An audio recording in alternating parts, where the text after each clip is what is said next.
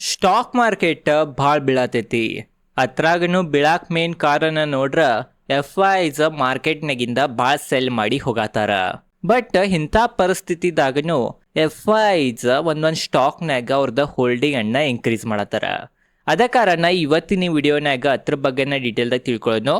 ಯಾವ ಸ್ಟಾಕ್ನ ಎಫ್.ಐಸ್ ಇಂಥ ಮಾರು ಪರಿಸ್ಥಿತಿನಾಗನು ಅವ್ರದ್ದು ಸ್ಟೇಕನ್ನು ಇನ್ಕ್ರೀಸ್ ಮಾಡತ್ತಾರಂತ ಅದ್ರ ಬಗ್ಗೆನ ತಿಳ್ಕೊಳ್ಳೋಣ. ಅವ ಸ್ಟಾಕ್ಗಳ ಬಗ್ಗೆ ಡೀಟೇಲ್ದಾಗ ಸರಳವಾಗಿ ನಾವು ಅಧ್ಯಯನ ಮಾಡೋಣ.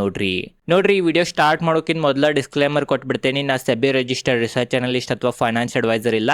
ಇದು ಬರೀ ಎಜುಕೇಶನ್ ಪರ್ಪಸ್ ಸಂಬಂಧ ಐತಿ. ಇದು ಯಾವುದು ಬೈ ಸೆಲ್ ರೆಕಮೆಂಡೇಶನ್ ಇಲ್ಲ. ಇಲ್ಲೇನ್ ನಾ ಸ್ಟಾಕ್ಗಳು ಹೇಳಾವಿದ್ದೇನೆ, ಇದು ಬರೀ ರಿಸರ್ಚ್ ಪರ್ಪಸ್ ಆಗಿ ನಾವು ತಗೊಳ್ಳೋಣ. ಇದೇನ್ ಸ್ಟಾಕ್ಗಳನ್ನ ಹೇಳಾವಿದ್ದೇನೆ ವಿಡಿಯೋನಾಗ ಅವ್ ಹೆಸರನ್ನ ಕೇಳಿ ನೀವು ಡೈರೆಕ್ಟ್ ಬಾಯ್ ಮಾಡಬೇಡ್ರಿ. ನಿಮ್ದು ಸ್ವಂತ ರಿಸರ್ಚ್ ಅಥವಾ ನಿಮ್ ಫೈನಾನ್ಷಿಯಲ್ ಅಡ್ವೈಸರ್ ಅಡ್ವೈಸ್ ತಗೊಂಡನ ಬಾಯ್ ಮಾಡ್ರಿ. ಮತ್ತ ಇದು ಯಾವುದು ಬೈ ಸೆಲ್ ರೆಕಮೆಂಡೇಶನ್ ಇಲ್ಲ. ಇದು ನಿಮ್ಗೆ ಗುರ್ತ ಇರ್ಬೇಕ. ಬರೀ ಒಂದೇ ಸ್ಟಾಕ್ ಯಾವ್ದ ಎಫ್.ಐಸ್ ಅವ್ರದ್ದು ಸ್ಟೇಕ್ ಅನ್ನ ಹೆಚ್ಚು ಮಾಡಿದಾರ Q4 ಅಂತ ಅದ್ರ ಬಗ್ಗೆ ತಿಳ್ಕೊಳ್ಳೋಣ. ನೋಡ್ರಿ ಒಂದೇ stock ಯಾವ್ದಂತಂದ್ರ Vishal mega mart.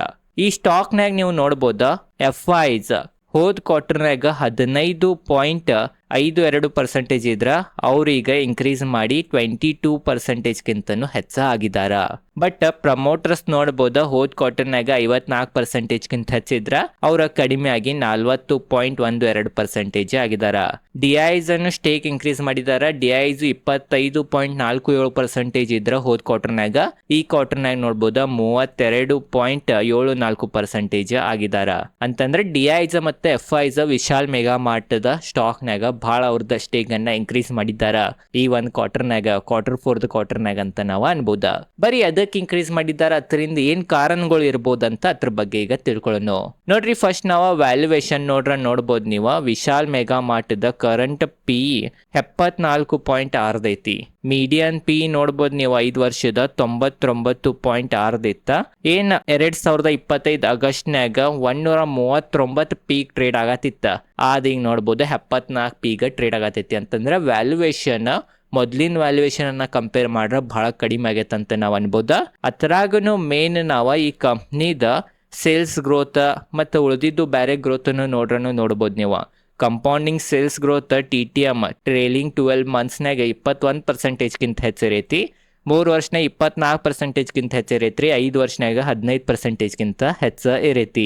Compounding profit growth ಅನ್ನು ಟ್ರೇಲಿಂಗ್ 12 ಮಂತ್ಸ್ನಾಗ 36%ಗಿಂತ ಹೆಚ್ಚಿರೈತಿ. 3 ವರ್ಷನಾಗ 45%ಗಿಂತ ಹೆಚ್ಚೈತಿ. 5 ವರ್ಷನಾಗ 72%ಗಿಂತನೂ ಹೆಚ್ಚ ಪ್ರಾಫಿಟ್ ಗ್ರೋತ್ ಈ ಕಂಪ್ನಿ ತೋರ್ಸೈತಿ. ಅದ ಕಾರಣ ಈ ಕಂಪ್ನಿದಾಗ ಗ್ರೋತ್ನು ಐತಿ, ವ್ಯಾಲ್ಯೂಯೇಷನ್ ಅನ್ನು ಕಡಿಮೆ ಆಗೈತಿ. ಅದ್ರಾಗನು ಮತ್ತೆ ನಾವು ಕೆಲವೊಂದು ಡೇಟಾಗಳನ್ನ ನೋಡ್ಬೋದು ನೀವು. ಈ ಕಂಪ್ನಿ ಆಲ್ ಓವರ್ ಇಂಡಿಯಾನಾಗ ಅವರು ಏನು ಅಂಗಡಿಗಳಿದಾವ ಭಾಳ ಸಮವಾಗಿ ಡೈವರ್ಸಿಫೈ ಮಾಡಿ ಹಚ್ಚಿದಾರ ಅಂಗಡಿಗಳಂತ ನಾವು ಅನ್ಬೋದ. ನೋಡ್ಬೋದ Tier 1 ಸಿಟೀಸ್ನಾಗ 200ಕ್ಕಿಂತ ಹೆಚ್ಚು ಅಂಗಡಿಗಳಿದಾವ್ರಿ. ಮತ್ತು Tier 2ನಾಗ 188 ಶಾಪ್ಸ್ ಇದಾವ. ಮತ್ತು Tier 3ನಾಗೂ ನೀವು ನೋಡ್ಬೋದ 386 ಸ್ಟೋರ್ಗಳು ಇದಾವ. ಅಂತಂದ್ರೆ ಎಲ್ಲ Tier 1, Tier 2, Tier 3ನಾಗ ಕರೆಕ್ಟ್ ಎಲ್ಲಾ ಕಡೆ ಸ್ಟೋರ್ಗಳನ್ನ ಹಾಕಿದಾರಂತ ನಮಗ್ ಗೊತ್ತಾಗ್ತೈತಿ. ಅದ ಕಾರಣ ಇದರಿಂದ ಬಿಸ್ನೆಸ್ನಾಗ ಭಾಳ ಏರಿಳಿತ ತೋರ್ಸಂಗಿಲ್ಲ, ಸ್ಟೇಬಲ್ ಆಗಿ ಕಂಪ್ನಿದ ಪ್ರಾಫಿಟ್ ಮತ್ತು ಗ್ರೋತ್ ಕಾಣ್ತೈತೆ ಅಂತ ನಮಗ ಈ ಒಂದು ಡೇಟಾಲಿ ಗೊತ್ತಾಗ್ತೈತಿ. ಮತ್ತು ಕಂಪ್ನಿದ ನಾವು ಉಳಿದಿದ್ದು ಎಲ್ಲ ನೋಡ್ರ ಪ್ರಾಫಿಟ್ ಮಾರ್ಜಿನ್ 16%ಗಿಂತ ಹೆಚ್ಚಿರೈತಿ. ಮತ್ತು ಉಳಿದಿದ್ದು ಎಲ್ಲ ಫೈನಾನ್ಷಿಯಲ್ಸ್ ನೋಡ್ಬೋದು ಬಹಳ ಗುಡ್ ಇದಾವ, ಬಹಳ ಒಳ್ಳೆವಿದಾವ. ಅದ ಕಾರಣನು ಎಫ್.ಐಸ್ ಸ್ಟಾಕ್ನಾಗ ಅವ್ರದ್ದು ಸ್ಟೇಕ್ ಅನ್ನ ಇನ್ಕ್ರೀಸ್ ಮಾಡಿರ್ಬೋದಂತ ಎಕ್ಸ್ಪರ್ಟ್ಗಳು ಅನ್ನತಾರ.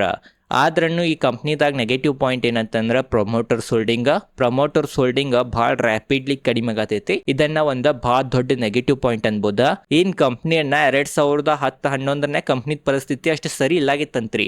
ಅಂತ ಕೆಟ್ಟ ಪರಿಸ್ಥಿತಿನಾಗ ಕಂಪ್ನಿದ ಏನ್ ಮ್ಯಾನೇಜ್ಮೆಂಟ್ ಐತಿ ಅದ ಟರ್ನ್ ಅರೌಂಡ್ ಮಾಡಿತಿ ಕಂಪ್ನಿಗ. ಅಂತ ಮ್ಯಾನೇಜ್ಮೆಂಟ್ ಈ ಕಂಪ್ನಿಯನ್ನ ಬಿಟ್ಟು ಹೋಗಾತಾರಂತಂದ್ರ ಮುಂದೆ ಯಾರ್ ಮ್ಯಾನೇಜ್ಮೆಂಟ್ ಬರ್ಬೋದಂತನೂ ಒಂದು ಕ್ವಶನ್ ಮಾರ್ಕ್ ಐತಿ. ಮತ್ತೆ ಯಾರೇ ಹೊಸ ಮ್ಯಾನೇಜ್ಮೆಂಟ್ ಈ ಕಂಪ್ನಿಗೆ ಬಂದ್ರನು ಅವ್ರು ಯಾವ ತರ ನಡೆಸ್ತಾರ ಅನ್ನೋದನ್ನು ಒಂದು ಕ್ವಶನ್ ಮಾರ್ಕ್ ಐತಿ. ಅದ ಕಾರಣ ಪ್ರಮೋಟರ್ಸ್ ಹೋಲ್ಡಿಂಗ್ ಡಿಕ್ರೀಸ್ ಆಗೋದ ಇದು ಒಂದು ನೆಗೆಟಿವ್ ಪಾಯಿಂಟ್ ಈ ಕಂಪ್ನಿಗೆ ಅಂತ ನಾವು ಕನ್ಸಿಡರ್ ಮಾಡಬಹುದು. ಈಗ ನಿಮಗ ವಿಶಾಲ್ ಮೆಗಾ ಮಾರ್ಟ್ ಸ್ಟಾಕ್ ನ ಯಾಕೆ ಎಫ್.ಐಸ್ ಅವ್ರ ಸ್ಟೇಕ್ ಅನ್ನ ಇನ್ಕ್ರೀಸ್ ಮಾಡತ್ತಿರ್ಬೋದಂತ ನಿಮಗ ಈ ಒಂದು ಡೇಟಾಲಿ ಗುರ್ತ ಆಗಿರ್ಬೋದ. ಬರೀ ಈಗ ಎರಡನೇ ಕಂಪ್ನಿ ತಿಳ್ಕೊಳ್ಳೋಣ. ಎರಡನೇ ಕಂಪ್ನಿ NTPC ಲಿಮಿಟೆಡ್. ಇದೊಂದ ಗೌರ್ಮೆಂಟ್ ಕಂಪ್ನಿ ರೀ. ಇದ್ರಾಗನು ನೋಡ್ಬೋದು ನೀವು FIs ಏನ್ ಡಿಸೆಂಬರ್ ಕ್ವಾರ್ಟರ್ನಾಗ 16.24% FIs ಹೋಲ್ಡಿಂಗ್ ಇತ್ತ, ಅದೀಗ ಇನ್ಕ್ರೀಸ್ ಆಗಿ 16.54% ಆಗೈತಿ. ಅಂತಂದ್ರ ಬಾಳ ಏನ್ ಏರಿಲ್ಲ, ಸ್ವಲ್ಪ ಏರೈತಿ. ಆದ್ರೂ ಇಂಥ ಕೆಟ್ಟ ಪರಿಸ್ಥಿತಿನಾಗ ಏನ್ FIs ಮಾರ್ಕೊಂಡ್ ಹೋಗ್ತಾರ, ಅಂತ ಪರಿಸ್ಥಿತಿದಾಗನು ಇಂಥ ಲಾರ್ಜ್ ಕ್ಯಾಪ್ ಸ್ಟಾಕ್ನಾಗ ಸ್ವಲ್ಪ ಪರ್ಸೆಂಟೇಜ್ ಹೆಚ್ಚಾಗೈತೆ ಅಂತಂದ್ರೆ ಇದಕ್ ನಾವು ಒಳ್ಳೇದನ್ನ ಅಂತ ಕನ್ಸಿಡರ್ ಮಾಡ್ಬೋದ. ಮತ್ತೆ DIs ಸ್ಟೇಕ್ ನೋಡ್ರ DIs ಸ್ವಲ್ಪ ಕಡಿಮೆ ಆಗ್ಯಾರ. ಪ್ರಮೋಟರ್ಸ್ ನೋಡ್ರ ಪ್ರಮೋಟರ್ಸ್ 2023 ಈಗಿನ ತನಕ ಸೇಮ್ ಹೋಲ್ಡಿಂಗ್ ಅನ್ನ ಕಂಟಿನ್ಯೂ ಇಟ್ಟಿದಾರಂತ ನಮಗ ಗುರ್ತಾಗ್ತೈತಿ. ಈಗ NTPCನಾಗ ಯಾಕೆ ಇನ್ವೆಸ್ಟ್ ಮಾಡಿದ್ದಾರೆ FIs, ಅಥವಾ ಯಾಕೆ ಇಂಥ ಕೆಟ್ಟ ಪರಿಸ್ಥಿತಿನಾಗನು ಸ್ಟೇಕ್ ಅನ್ನ ಇನ್ಕ್ರೀಸ್ ಮಾಡಿದಾರಂತ ನಾವು ಕೆಲವೊಂದು ಡೇಟಾ ನೋಡ್ಬೋದು ನೀವು. ಒಂದೇ ಮೇನ್ ಡೇಟಾ PE ರೇಷಿಯೋ. ಕಂಪ್ನಿದ P 16.3 ನಡೆದೈತ್ರಿ. ಅದೇ ತರ ನಾವು ಕಂಪ್ನಿದ ಹಿಸ್ಟೋರಿಕಲ್ PE ರೇಷಿಯೋನು ನೋಡ್ಬೋದು. ಈ ಕಂಪ್ನಿ 2024 19.5 ಟ್ರೇಡ್ ಆಗತ್ತಿತ್ತ. ಈಗ ನೋಡ್ಬೋದ 16.4 ಬಂದೈತಿ. ಅಂತಂದ್ರೆ ವ್ಯಾಲ್ಯೂಯೇಷನ್ ಸ್ವಲ್ಪ ಕಡಿಮೆನಾಗ ನಡೆಯತೈತಿ ಅಂತ ನಾವು ಅನ್ಬೋದ.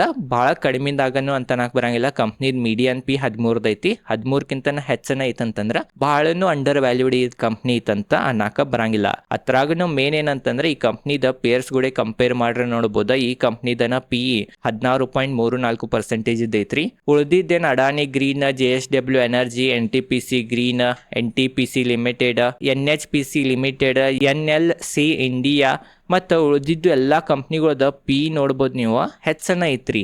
ಇದೆಲ್ಲ ಸೆಕ್ಟರ್ನಾಗ NTPCದನ PE ಬಹಳ ಕಡಿಮೆ ಐತಿ. ಅದ ಕಾರಣ ಈ ರೀತಿಯಿಂದ ನೋಡ್ರೆ ಕಂಪ್ನಿದ್ ವ್ಯಾಲ್ಯೂಯೇಷನ್ ಚೀಪ್ ಐತಂತ ನಮಗ್ ಗುರ್ತಾಗ್ತೈತಿ. ಮತ್ತು ಕಂಪ್ನಿದ ಫಂಡಾಮೆಂಟಲ್ಸ್ ನೋಡ್ರೆ ಅಷ್ಟೇನ್ ಚೇಂಜ್ ಆಗಿಲ್ರಿ. ನೋಡ್ಬೋದ ಕಂಪ್ನಿದ ಸೇಲ್ಸ್ ಗ್ರೋತ್ 1% ಐತಿ TTM ಅದ. ಮತ್ತು 3 years 12%, ಮತ್ತು 5 ವರ್ಷದ 11%, 10 ವರ್ಷದ 9%. ಪ್ರಾಫಿಟ್ ಗ್ರೋತ್ ಅನ್ನು ನೋಡ್ಬೋದು ಯಥಾಸ್ಥಿತಿ 10% ದಿಂದ 15% ಮೇಂಟೈನ್ ಮಾಡೈತಿ ಕಂಪ್ನಿ. ಅದ ಕಾರಣ ಪ್ರಾಫಿಟ್ನೇ ಆಗ್ಲಿ ಸೇಲ್ಸ್ನೇ ಆಗ್ಲಿ ಆ ತರ ರ್ಯಾಪಿಡ್ ಗ್ರೋತ್ ಏನ ಕಂಡು ಬಂದಿಲ್ಲ. ಆದ್ರೂ ಎದಕ್ ಬಾಯ್ ಮಾಡಿದಾರಂತ ನಾವು ಇನ್ನೂ ಸ್ವಲ್ಪ ಡೀಪ್ ದಾಗ ಸ್ಟಡಿ ಮಾಡ್ರೆ ನಮಗೇನ್ ಗೊತ್ತಾಗ್ತೈತೆ ಅಂತಂದ್ರ ಈ ಕಂಪ್ನಿಗ ಒಂದ ನ್ಯೂಕ್ಲಿಯರ್ ಎನರ್ಜಿದ ಆರ್ಡರ್ ಸಿಕ್ಕೈತ್ರಿ. ಅದ್ರ ಬಗ್ಗೆ ಈಗ ಡೀಟೇಲ್ ದಾಗ ತಿಳ್ಕೊಳ್ಳೋಣ. ಭಾರತದ ಗೌರ್ಮೆಂಟ್ ಒಂದು ಗೋಲ್ ಅನ್ನ ಇಟ್ಟೈತಿ. 2047 ತನಕ 100 ಗಿಗಾವಾಟ್ ವಿದ್ಯುತ್ ನ್ಯೂಕ್ಲಿಯರ್ ಎನರ್ಜಿಲೇನ ಉತ್ಪಾದನೆ ಮಾಡ್ಬೇಕಂತ. 100 ಗಿಗಾವಾಟ್ ಏನ್ ವಿದ್ಯುತ್ ಐತಿ ಅದ್ರಾಗ 30 ಗಿಗಾವಾಟ್ NTPC ಗನ ಸಿಗೋದೈತ್ರಿ 2047 ತನಕ. ಅದ ಕಾರಣ ಇದೇನ್ NTPC ಗೌರ್ಮೆಂಟ್ ಕಂಪ್ನಿ ಐತಿ, ಇದು ಒಂದು ಮೊನೋಪೋಲಿ ಮಾಡ್ಬೋದ ನ್ಯೂಕ್ಲಿಯರ್ ಎನರ್ಜಿ ಸೆಗ್ಮೆಂಟ್ನಾಗ ಅಂತ ಅನುಮಾನ ಹಚ್ಚಿದಾರ. ಮತ್ತು ಭಾರತದ ಗೌರ್ಮೆಂಟ್ ಏನು ಇದಕ್ಕೆ ಬಹಳ ಪ್ರೋತ್ಸಾಹನೆ ಕೊಡತಾರ. ಇದ ಒಂದ್ ಕಾರಣದಿಂದ NTPC ಸ್ಟಾಕ್ನಾಗ FIs ಅವ್ರದ ಸ್ಟೇಕ್ ಅನ್ನ ಹೆಚ್ಚ ಮಾಡಿರಬಹುದ.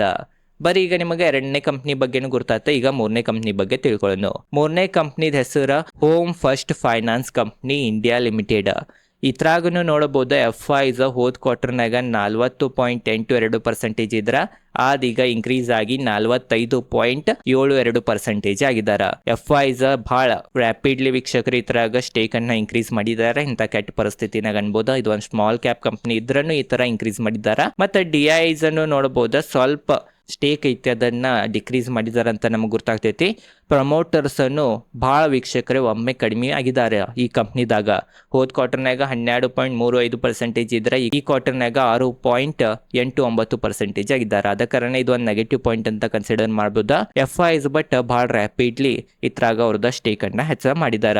ಈ ಕಂಪ್ನಿದ ನಾವು PE ರೇಷಿಯೋ ನೋಡೋದು ಬೇಡ, price to book value ratio ನೋಡೋಣ. ಯಾಕಂತಂದ್ರೆ ಇದು ಫೈನಾನ್ಸ್ ಕಂಪ್ನಿ ಐತ್ರಿ, ಫೈನಾನ್ಸ್ ಕೊಡ್ತೈತಿ. ಅದ ಕಾರಣ ನಾವು ಇಂಥ ಕಂಪ್ನಿದಾಗ PE ರೇಷಿಯೋ ನೋಡಂಗಿಲ್ಲ. ಇಂಥ ಕಂಪ್ನಿದಾಗ ನಾವು ಪ್ರೈಸ್ ಟು ಬುಕ್ ವ್ಯಾಲ್ಯೂ ನೋಡ್ತೇವಿ. ಈ ಕಂಪ್ನಿದ ಪ್ರೈಸ್ ಟು ಬುಕ್ ವ್ಯಾಲ್ಯೂ ನೋಡಬಹುದು 2.93 ಐತಿ. ಅದ ಕಾರಣ ಇದು ಒಂದು ಬಹಳ ಕಡಿಮೆ ಅಂತ ನಾವು ಅನ್ಬೋದ. ಮತ್ತು ಈ ಕಂಪ್ನಿದ ಹಿಸ್ಟೋರಿಕಲ್ PB ರೇಷಿಯೋನು ನಾವು ನೋಡ್ಬೋದ. ಈ ಕಂಪ್ನಿದ 2025 ಜೂನ್ನಾಗದು 4.7 ಟ್ರೇಡ್ ಆಗ್ತಿತ್ತು. ಮತ್ತು ಇತರದ median price to book value ಏನೈತಿ ಅದ 4.1 ಐತಿ. ಅದಕ್ಕಿಂತನೂ ಕಡಿಮೆನಾಗ ಈಗ 2.99 ಟ್ರೇಡ್ ಆಗತೈತಿ. ಅದ ಕಾರಣ ಈ ಕಂಪ್ನಿ ಅಂಡರ್ ವ್ಯಾಲ್ಯೂಡ್ ಐತಿ ಅಂತ ನಮ್ಗೆ ಗೊತ್ತಾಗ್ತೈತಿ. ಅದ ಕಾರಣನು FIs ಈ ಕಂಪ್ನಿದಾಗ ಅವ್ರದ್ದು ಸ್ಟೇಕ್ ಅನ್ನ ಹೆಚ್ಚು ಮಾಡಿರಬಹುದಂತ ನಾವು ಅನ್ಬೋದ. ಮತ್ತು ಉಳಿದಿದ್ದ ಈ ಕಂಪ್ನಿ ನಾವು ಪ್ರಾಫಿಟ್ ಗ್ರೋತ್ ಆಗಲಿ ಅಥವಾ ಫೈನಾನ್ಸಿಯಲ್ಸ್ ನೋಡ್ರೂ ನೀವು ನೋಡ್ಬೋದ. ಈ ಕಂಪ್ನಿದ TTM ದ ಸೇಲ್ಸ್ ಗ್ರೋತ್ ನೋಡ್ಬೋದು ನೀವು 28% ಹೆಚ್ಚಾಗೈತ್ರಿ. 3 ವರ್ಷದ 37% ಹೆಚ್ಚಾಗೈತಿ. 5 ವರ್ಷದ 30% ಹೆಚ್ಚಾಗೈತಿ. 10 ವರ್ಷದ 44% ಏರೈತಿ ಸೇಲ್ಸ್ ಗ್ರೋತ್. ಅದೇ ತರ profit growth TTM the trailing 12 months the 37% ಇರೈತಿ. 3 ವರ್ಷದ 27% ಇರೈತಿ. 5 ವರ್ಷದ 37% ಇರೈತ್ರಿ. 10 ವರ್ಷನಾಗ 61% ಇರೈತಿ.